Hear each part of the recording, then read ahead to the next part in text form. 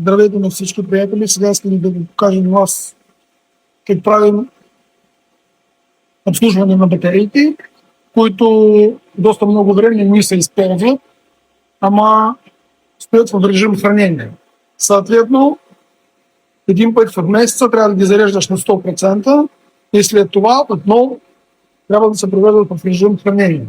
Това се отнася към батерии, които нямат BMS системи, т.е. обикновени батерии, които имат балансиращ кабел и имат кабел контакт, който се съединява с дрона. Така, батерии, които имат BMS системи, като на дрон Top XG, нямат нужда да се зареждат всеки един месец, защото тяхната BMS система е много грамотна и сама се привежда в режим хранение. В смисъл, си ги зареди батерията на 100%, всички кружки да горят и само ги наблюдаваш един път в месеца, тя сама се разрежда до нужното количество проценти, който ги има тук, и след това отново слагаш, пак си го заредил на 100%, след няколко месеца отново гледаш и отново го зареждаш. Това е.